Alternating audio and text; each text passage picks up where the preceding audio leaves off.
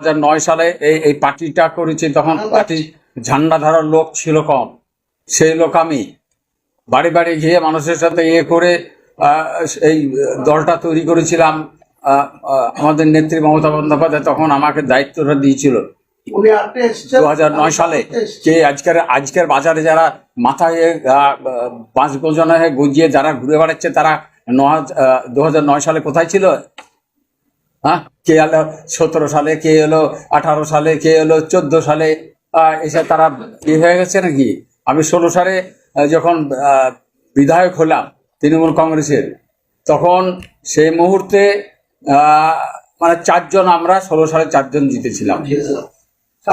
একদম ঠিক। হ্যাঁ, তৃণমূলের কোনো সিম্বল গ্রামে পাড়াতে বাড়িতে কেউ জানতো না, কোনো লোক সিম্বলটা নিয়ে পছন্দ করতো না। কোথা থেকে পাচ্ছে? না, মদতটা কোথা থেকে পাচ্ছে? 26-96 মদতটা কোথা থেকে পাচ্ছে, সেটা তার উত্তরটা আমাকে দিন।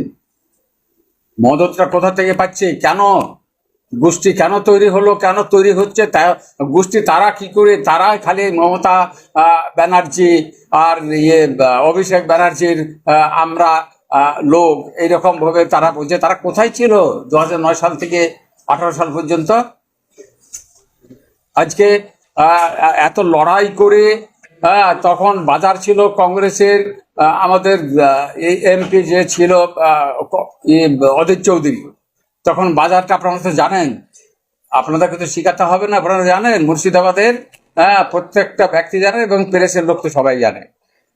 তখন তৃণমূল করার দূরবীন দিয়ে দেখা যেত না, এরকম ভাষা তারা বলেছে, নিশ্চয়ই মনে আছে আপনাদের। তাহলে আজকে অন্যান্য দল কিন্তু তৃণমূল মানে ছাড়া অন্যান্য দল দূরবীন দিয়ে দেখা যাচ্ছে না, এটাও ঠিক। এখন উল্টোটা হয়েছে। তো আমি 16 সালে জেতার পরে জেলা পরিষদ, আমি প্রত্যেকটা মেম্বারের কাছে, ফরাক্কা থেকে আরম্ভ করে আমার জলঙ্গি পর্যন্ত রাত দিন নাই, আমি আর মধু দুজনা মিলে এই কথাগুলো